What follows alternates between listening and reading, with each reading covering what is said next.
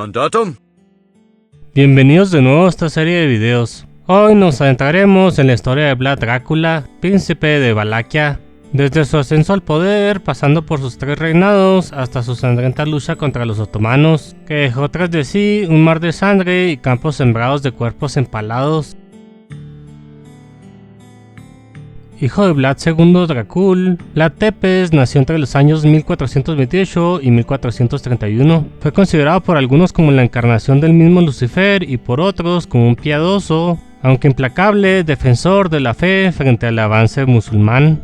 En su tiempo se le conoció como Vlad el Empalador, y más tarde inspiraría a Bram Stoker para su célebre novela Drácula, quizás por su reputación de crueldad y su insaciable sed de sangre. El nombre Drácula proviene de su padre, Vlad II Dracul, a quien se le otorgó ese título al unirse a la Orden del Dragón, una hermandad nobiliaria fundada por Segismundo de Hungría para proteger la cristiandad. En rumano antiguo, Dracul significa dragón, pero en el rumano moderno la palabra adquirió el significado de diablo. El mundo en el que Vlad fue concebido era violento, marcado por constantes conflictos territoriales y disputas por el poder. En ese entorno, el nombre de la familia y el honor eran valores fundamentales, a menudo defendidos con sangre. Vlad entendió desde joven que el objetivo principal era preservar y ampliar el poder político, incluso a través de la guerra. Aunque la Orden del Dragón tenía un carácter más simbólico que militar, su influencia ayudó a moldear el ideal del gobernante cristiano defensor de la fe frente a los turcos otomanos. Cuando su padre tomó el trono de Valaquia en 1436, llevó consigo a Vlad y a su hermano menor, Radu, a la corte en la capital, Targoviste. Allí fueron educados por maestros cortesanos, probablemente clérigos ortodoxos, en materias como matemáticas, geografía y lenguas como el antiguo eslavo eclesiástico, alemán y latín. Esta educación reflejaba una mezcla de influencias locales y bizantinas. Sin embargo, su formación se vio abruptamente interrumpida cuando Vlad II fue depuesto por rivales húngaros. Para recuperar el trono, Vlad II pactó con el sultán Murad II, padre de Mehmed II, accediendo a pagar tributo al Imperio Otomano. Como garantía de su lealtad, entregó a sus hijos Vlad y Radu como rehenes en la corte otomana, probablemente en Edirne. Durante su cautiverio, ambos hermanos reanudaron su educación, aprendieron lógica, el idioma turco, enseñanzas del Corán, equitación y el arte de la guerra. No obstante, sus actitudes ante esta nueva vida fueron muy distintas. Radu, el menor, aceptó su destino, eventualmente se convirtió al Islam y entró al servicio del sultán. Vlad, en cambio, mantuvo una actitud desafiante y hostil, resistiéndose a las imposiciones otomanas, lo cual le valió frecuentes castigos. Con apoyo otomano, Vlad II logró recuperar el trono por un breve tiempo, pero en 1447, boyardos valacos apoyados por fuerzas húngaras lo traicionaron y asesinaron. Su hijo mayor, Mircea, fue capturado y ejecutado brutalmente. Tras la caída de su padre, el joven Vlad Drácula, de aproximadamente 16 años, quedó como el heredero más viable, ya que su medio hermano Vlad IV, apodado el monje, había renunciado a la vida política y residía en un monasterio. Aunque Vlad había mostrado rebeldía durante su cautiverio, los otomanos vieron en él una herramienta útil para sus intereses y lo respaldaron brevemente en su primer intento de reclamar el trono de Valaquia en 1448.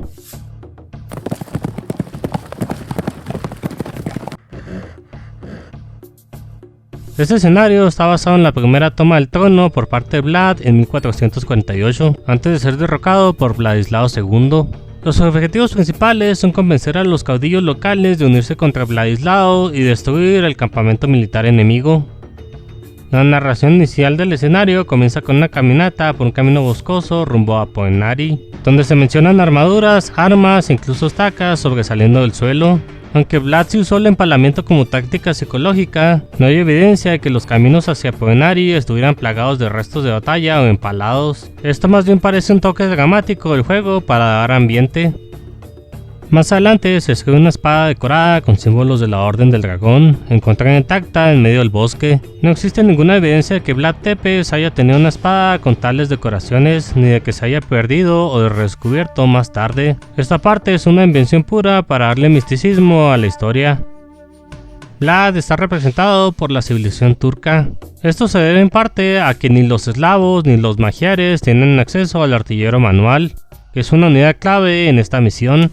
También es una elección razonable si consideramos que Vlad acaba de salir del Imperio Otomano y la pequeña fuerza que lo acompañaba venía precisamente de ahí.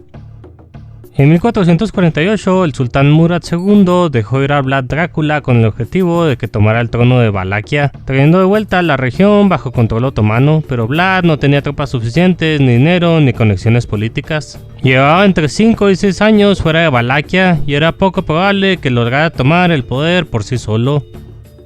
La oportunidad llegó en octubre, cuando los húngaros y sus aliados, incluyendo tropas valaquias leales a Vladislao II, fueron derrotados por los otomanos en la segunda batalla de Kosovo. Mientras Vladislao estaba afuera combatiendo, Vlad aprovechó el vacío de poder y tomó Targoviste con una fuerza pequeña de jinetes proporcionada por los otomanos. Incluso intentó capturar a Vladislao en su regreso, pero sus hombres fallaron. Vladislao reunió tropas, lo enfrentó en batalla y lo derrotó. Vlad fue expulsado en noviembre, con su primer reinado durando apenas 2 meses. Finalmente, la narración de cierre dice que Vladislao II actuó como mediador de paz entre húngaros y otomanos. Aunque es cierto que intentó mantener relaciones con ambos bandos, no hay evidencia de que haya sido un mediador formal entre ellos. Esa parte también es una simplificación narrativa.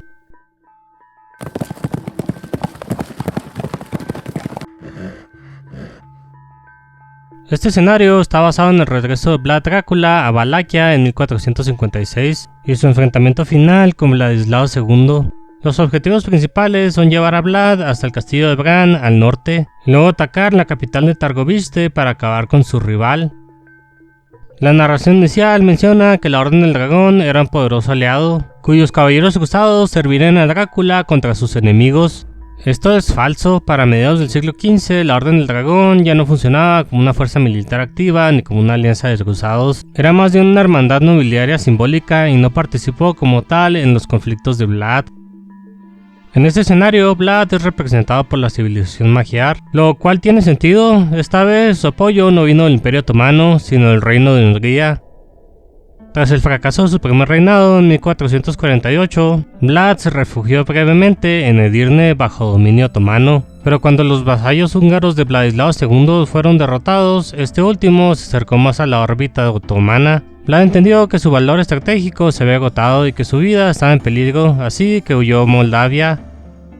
Ahí fue recibido por Bogdan II, voivoda de Moldavia y pariente suyo por matrimonio. Vlad también se volvió cercano al hijo de Bogdan, el joven Esteban, quien más tarde sería conocido como Esteban el Grande. Durante un tiempo, Vlad acompañó a ambos en sus luchas contra los intereses polacos en la región.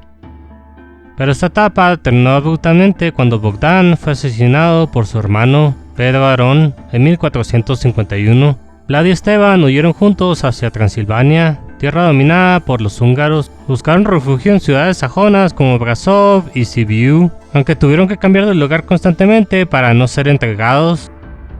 Por entonces, Juan Hunyadi, regente de Hungría, comenzó a desconfiar de Vladislao II. El voivoda de Valaquia había enviado delegaciones al Imperio Otomano para felicitar al nuevo sultán, Mehmed II, por su ascenso al trono. Como respuesta, Hunyadi tomó los ducados de Fájaras y Amlas y ofreció su protección a Vlad Drácula, considerándolo una posible carta fuerte para reemplazar a Vladislao II.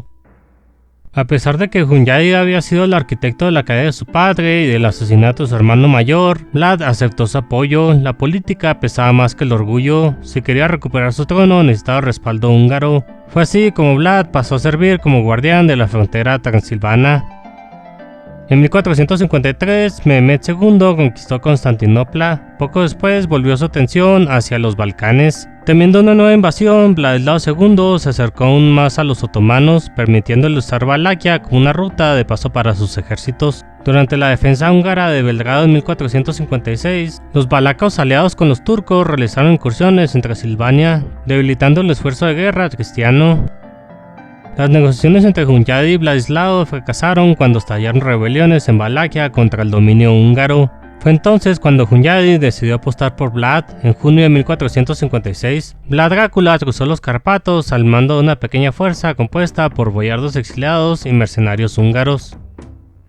Durante semanas marchó valle tras valle reclutando más tropas y ganando apoyo local. Finalmente acorraló a Vladislao II cerca de Targoviste. Según algunas crónicas, Vlad ofreció un duelo personal, combate cuerpo a cuerpo. El vencedor se quedaría con todo. Así no solo demostraría su derecho al trono, sino que probaría que Dios estaba de su lado. Vlad salió victorioso, restauró su honor y se convirtió por segunda vez en el príncipe de Valaquia. En este escenario, algunos habitantes locales están representados por la civilización celta. Esto es un error anacrónico, los celtas no han vivido en esa región desde el siglo II. Tal vez sea una referencia velada a los sajones de Transilvania, como los que habitaban Brasov y Sibiu.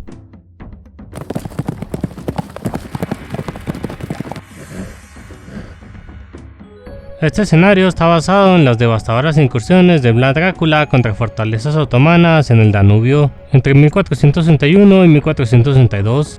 Los objetivos principales son capturar la ciudad de Giurgiu, destruyendo sus castillos y torres, y eliminar toda presencia enemiga en la región, incluyendo centros urbanos, fortalezas y estructuras simbólicas como las maravillas. En este escenario, el voivoda de Drácula y los valacos están representados como eslavos. A pesar de que los rumanos no son un pueblo eslavo, esto probablemente se deba a que, aunque el idioma rumano es de raíz latina, su cultura medieval compartía muchas similitudes con la de sus vecinos eslavos, desde la fe ortodoxa oriental hasta un sistema feudal dominado por los boyardos. En la narración inicial se menciona que el castigo para todos los delitos era la muerte. Esto es una exageración, pero refleja un núcleo de verdad. Vlad era extremadamente severo con el crimen y aplicaba castigos brutales, en especial el empalamiento. No todos los crímenes se castigaban con la muerte, pero la impunidad era casi inexistente y su reputación aterradora redujo drásticamente los delitos. También se menciona que Vlad colocó una copa de oro en la plaza de Targoviste y que nunca fue robada. Esta es una leyenda popular ampliamente difundida en crónicas sajonas y rumanas. Aunque no hay evidencia física de que la copa haya existido, la historia ilustra bien la fama de su justicia implacable. Es comparable a anécdotas legendarias sobre líderes como Ciro el Grande o Augusto, que también usaban relatos de este tipo como propaganda de orden y estabilidad. En una carta de 1462, Vlad mismo reporta haber matado a 1350 personas en Novoselo, 343 en Orsova y 1460 en Rajova, además de miles más en Giurgiu, Silistra y Jarsova. Estas ciudades no son invención del juego, son objetivos reales de su campaña en el Danubio. Históricamente, estas incursiones fueron rápidas y brutales. Vlad había roto relaciones con el Imperio Otomano y lanzó una ofensiva preventiva. Cruzó el Danubio con sus tropas y arrasó decenas de asentamientos búlgaros bajo dominio otomano, quemando pueblos, empalando enemigos y sembrando el terror a lo largo del río. Giurgiu, junto con otras ciudades como Darstor, Ruse y Tutrakan, fue blanco de sus ataques. Crónicas bizantinas y otomanas coinciden en que sus ataques eran tan rápidos como violentos. Entraba, incendiaba, masacraba y se retiraba antes de que llegaran refuerzos. El objetivo no era ocupar territorio, sino debilitar la logística otomana y sembrar el miedo. Estas acciones llevarían directamente a la campaña de 1462, en la que el propio Mehmed II marcharía sobre Valaquia al frente de un enorme ejército, enfrentando a Vlad en la legendaria batalla nocturna.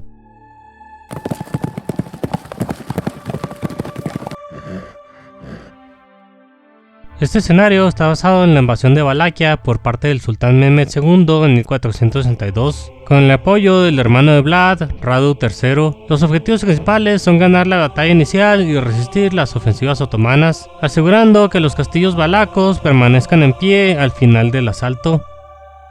La narración inicial menciona que Drácula estaba atado por sus votos a la Orden del Dragón, y que tanto el Papa como el regente húngaro deseaban la guerra contra los turcos. Esto es parcialmente cierto. Si bien su padre Vlad II fue miembro activo de la Orden, Vlad III no prestó juramento alguno, y para su época la Orden era más simbólica que militar. Aún así, es cierto que tanto el papado como el reino de Hungría deseaban frenar el avance otomano, y Vlad era una pieza útil en ese ajedrez político.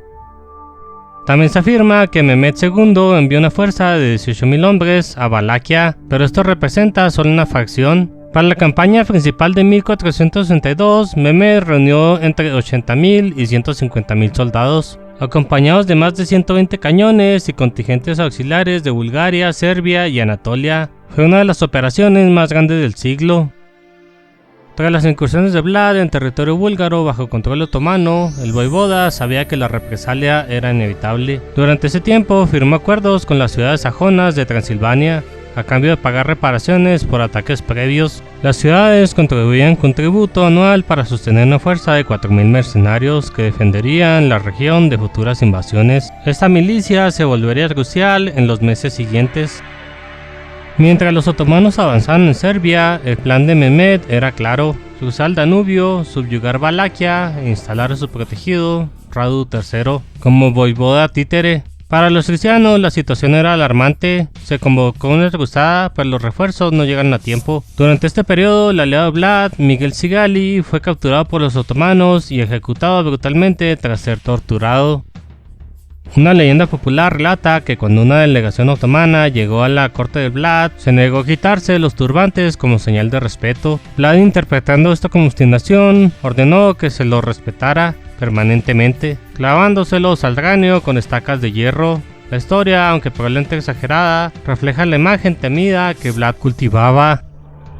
En 1462, tras una redada otomana fallida que costó unas 10.000 bajas, Mehmed II decidió dirigir personalmente una campaña para destruir a Vlad. El ejército otomano avanzó con una fuerza aplastante, mientras Vlad contaba con solo 10.000 jinetes y unos 20.000 milicianos mal armados. Sin apoyo exterior recurrió a tácticas de tierra quemada. Incendió cosechas, desvió ríos, envenenó pozos y usó la guerrilla para hostigar a las tropas otomanas, que sufrían el calor sofocante del verano, enfermedades y falta de agua. Vlad también incorporó tácticas de guerra de carros inspiradas en los husitas bohemios, equipando vagones con arcabuceros y ballesteros. Aún así, los otomanos lograron cruzar el Danubio y avanzar hacia Targoviste. Con ellos venía Radu, al mando de 4.000 jinetes, preparado para tomar el poder si Vlad caía. En un intento desesperado, Vlad capturó a oficiales otomanos y bajo tortura obtuvo la ubicación del campamento del sultán. El 17 de junio de 1462, lideró entre 7.000 y 10.000 jinetes en un ataque nocturno fulminante. Gritando órdenes en turco para sembrar confusión, sus tropas se abrieron paso entre las líneas otomanas, incendiaron tiendas, dispararon flechas y buscaron llegar hasta la tienda del sultán. Por error destruyeron la de 2 visires que fueron ejecutados. Mehmed sobrevivió protegido por una muralla humana de genízaros. Aunque el ataque no logró su objetivo, causó estragos. Las fuentes otomanas reportan hasta 15.000 muertos. Los valacos perdieron cerca de 5.000 hombres. El propio Mehmed quedó tan afectado que su ejército se detuvo a las puertas de Targoviste. Allí, al ver un bosque de más de 20.000 empalados extendiéndose por kilómetros, los turcos perdieron el ánimo. El sultán ordenó la retirada. A diferencia de lo que se muestra en el escenario, donde llegan refuerzos húngaros en ayuda de Vlad, en realidad los valacos enfrentaron solo la invasión otomana. Ninguno de sus aliados cristianos acudió en su auxilio. La narración final sugiere que los otomanos tomaron el castillo de Ponari. No hay evidencia de que esto haya ocurrido durante la campaña de 1462. De hecho, no existen registros fiables de una batalla en Ponari en este contexto, ni túneles secretos de escape. Es probable que esa parte sea una invención narrativa para añadir dramatismo a la historia.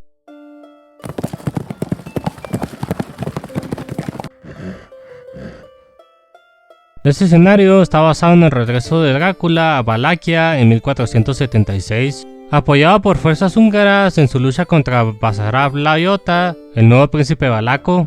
Los objetivos principales son ganar la batalla inicial contra los otomanos, conquistar Sabak para los húngaros al eliminar la guarnición otomana, cabalgar hacia algún pueblo valaco cercano para tomar el mando, derrotar a Basarab Lajos y finalmente expulsar al imperio otomano. En este escenario volvemos a tomar el control de los magiares, lo cual tiene sentido. Vlad regresó a Valaquia con apoyo húngaro, aunque también contó con aliados transilvanios, serbios y moldavos, y para entonces se había integrado a la nobleza húngara mediante su matrimonio con Justina Szilágyi. En la narración inicial se menciona que Vlad dejó reservas de comida y agua para resistir años. Esto es incorrecto. No hay evidencia histórica de que Vlad haya almacenado recursos estratégicamente para futuras campañas o para que alguien esperara su regreso. También se afirma que regresó liderando una carga desde los Cárpatos. Esto es parcialmente incorrecto. Vlad volvió con apoyo moldavo y posiblemente mercenarios transilvanios. Hubo enfrentamientos con Basarab y Vlad recuperó brevemente el trono a finales de 1476, pero no hay registros de una carga histórica al estilo épico desde las montañas. Drácula había salvado a Valaquia de la conquista otomana en 1462, pero a un precio terrible. El país quedó devastado, con campos quemados y pozos envenenados. Tras la retirada de Mehmed II, el sultán dejó a Radu el Hermoso, hermano de Vlad, al mando de una pequeña guarnición otomana. Radu ofrecía paz y prosperidad bajo tutela turca, lo que atrajo el apoyo de muchas facciones valacas antes reprimidas por Vlad. Las bolsas otomanas también jugaron su parte. Las ciudades sajonas del norte respaldaron política y financieramente a Radu, quien a diferencia de Vlad sabía hacer compromisos. Mientras él gobernara, los otomanos no necesitaban regresar. Quedándose sin aliados y viendo cómo las fuerzas de Radu crecían, Vlad huyó a través de las montañas de Transilvania. Las tropas de Radu lo persiguieron durante algún tiempo, pero Vlad logró eludirlas. En territorio húngaro comenzó a circular el rumor de que Matías Corvino quería conocerlo y quería ofrecerle apoyo para recuperar el trono. Sin más opciones, Vlad buscó reunirse con él y fue capturado en nombre del rey. Su encierro fue cómodo, más confinamiento político que prisión. Los húngaros veían útil tener a un rival legítimo al trono de Valaquia en caso de que Radu dejara de ser fiable. A Vlad se le ofreció una posición en el ejército húngaro y como parte de su rehabilitación se convirtió al catolicismo. También se casó con Justina Szilágyi, prima del rey Matías Corvino y miembro de la influyente familia Szilágyi, aliada de Vlad en el pasado. Con ella tuvo 2 hijos y vivía con su familia, incluido un hijo bastardo, en la corte húngara. El antiguo extremista se había rehabilitado y se ganó el respeto de la nobleza europea. Mientras tanto, Radu se enemistó con Esteban el Grande de Moldavia. Derrotado por Esteban, Radu huyó dejando atrás su tesoro, sus ropas, incluso su esposa e hija. Moriría poco después, en 1475, probablemente de enfermedad. El trono fue ocupado entonces por Basarab III Layota con apoyo otomano. La situación cambió tras la aplastante victoria de Esteban el Grande en la batalla de Vaslui en enero de 1475, donde un ejército otomano de más de 120.000 hombres fue derrotado. Algunos contingentes valacos forzados por los otomanos se volvieron contra ellos durante la batalla. Esteban, viendo la oportunidad de reemplazar a Basarab, propuso restaurar a Vlad Drácula como príncipe de Valaquia. Antes de su campaña final, Vlad recibió la misión de capturar una ciudad bajo control otomano. Siempre astuto, disfrazó a sus tropas de soldados turcos y cabalgó hacia Srebrenica. Tomó al enemigo por sorpresa, saqueó todo lo de valor, quemó la ciudad y empaló a cada turco que encontró. Aunque los campesinos siempre vieron con buenos ojos a Drácula, los boyardos debieron preguntarse qué les esperaba al ver que Drácula regresaba en 1476 por tercera y última vez para reclamar su trono. Esta vez no venía solo, lo acompañaban tropas de Hungría, Transilvania, Serbia y Valaquia. Su ofensiva estaba coordinada con Esteban el Grande, que atacaba desde el este. Basarab contaba con el apoyo de unos 18.000 soldados otomanos. La batalla fue reñida y el resultado incierto, pero cuando Basarab huyó del campo, Vlad fue proclamado príncipe de Valaquia en noviembre de 1476. Menos de un mes después, Vlad fue asesinado. Las circunstancias de su muerte siguen siendo inciertas. Algunas fuentes dicen que murió en combate cerca de Bucarest, otras afirman que fue víctima de una emboscada de Basarab. Incluso que soldados moldavos lo confundieron con un turco y lo mataron. Algunos relatos sugieren que fue decapitado por jenízaros y que su cabeza fue enviada al sultán Mehmed II en Constantinopla, donde fue empalada como trofeo. Tampoco se sabe con certeza dónde fue enterrado. Según la tradición, fue sepultado por monjes en el monasterio de Snagov, en una isla cercana a Bucarest. No hay pruebas concluyentes, pero su tumba simbólica existe y sigue siendo hoy lugar de peregrinaje. En la narración final se afirma que Vlad murió al recibir una flecha en el pecho durante la batalla. Si bien su muerte es un hecho, el cómo sigue siendo un misterio. Lo más probable es que haya caído en combate, pero no hay evidencia firme de que fuera por una flecha. Lo que sí está documentado es que su cabeza fue enviada a Mehmed II, quien la exhibió públicamente. Finalmente se menciona una visita a su tumba en Snagov, aunque esto está basado en la tradición más que en pruebas arqueológicas. Forma parte del mito que rodea la figura de Vlad. La tumba simbólica existe y la leyenda perdura.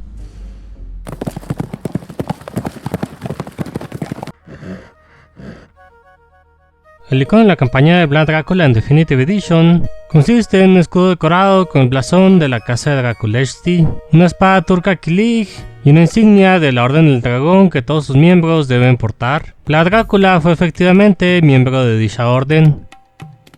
El icono de la civilización magiar es el patrón de franjas Zarpat, el cual también aparece en el escudo de los husares magiares.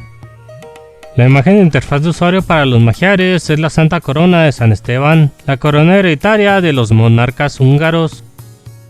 Históricamente, el ejército negro de Hungría hacia finales de la Edad Media incluía armas de pólvora como arcabuceros, que estabilizaban sus armas con escudos pavés y artillería pesada. Sin embargo, en el juego los magiares solo tienen acceso a los galeones artillados, pero no artilleros manuales ni cañones de asedio. A pesar de sus raíces nómadas y esteparias, los magiares no tienen acceso a los lanceros esteparios en el juego. La maravilla de los magiares es el castillo de Hunyad, también conocido como castillo de Corbin. Fue mandado a construir por Juan Hunyad en 1446 y se edificó en 4 fases, completándose hasta el siglo XIX. Es considerado uno de los castillos más bellos del mundo y ha sido listado entre los 10 mejores destinos de cuento de hadas de Europa. La unidad única de los magiares es el Husar Magiar, equipado con una lanza, escudo con franjas de Zarpat y las características alas que popularizaron los husares del este de Europa. A diferencia del Husar genérico, estos no son resistentes a la conversión por parte de monjes, pero son muy eficaces contra armas de asedio. Las tecnologías únicas de los magiares son ejército corbiniano y arco recurvo.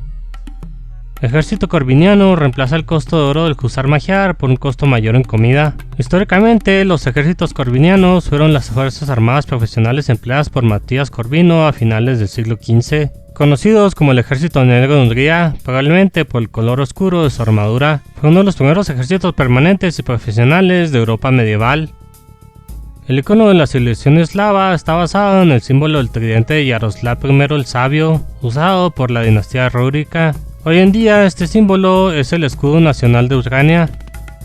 La imagen de interfaz de usuario de los eslavos antes de Definitive Edition era la águila bicéfala usada por el Gran Ducado de Moscú. En Definitive Edition fue reemplazada por un casco boyardo, también conocido como casco de Gnezdovo. Históricamente, los estados eslavos y las principalidades del Rus adoptaron la arquería montada como respuesta a las invasiones de la Horda Dorada y otros pueblos de las estepas. Sin embargo, en el juego, los arqueros a caballo eslavos son poco efectivos debido a la falta de tecnologías clave. La maravilla de los eslavos es la iglesia de la Transfiguración, parte del conjunto Kishi Pogost, ubicada en la República de Karelia, Rusia. Esta elección es anacrónica ya que fue construida en 1722, mucho después del final de la Edad Media. La iglesia tiene 22 cúpulas de madera ensambladas sin clavos y un impresionante iconostasio. La unidad única de los eslavos es el boyardo, una caballería pesada equipada con asha bardiche, casco Gnezdovo y escudo redondo. Los boyardos fueron miembros de la alta nobleza en Bulgaria, Serbia, Valaquia, Moldavia y el Rus. Su influencia fue tan grande que el título boyardo perduró incluso como apellido en Rusia. Las tecnologías únicas de los eslavos son Detinez y Drusina. Detinez reemplaza el 40% del costo de piedra en los castillos por madera. Detinez significa ciudadela en ruso y se refiere a la parte fortificada central de antiguas ciudades rusas. Similar al significado de Kremlin, el término fue ampliamente usado en el Rus de Kiev. Drusina permite que las unidades de infantería inflijan daño adicional a enemigos adyacentes. Drusina significa escuadrón o compañía y eran los equipos militares personales de los príncipes en el Rus de Kiev y en Polonia. Con el tiempo, algunos miembros se integraron a la aristocracia eslava, incluyendo antiguos guerreros nórdicos.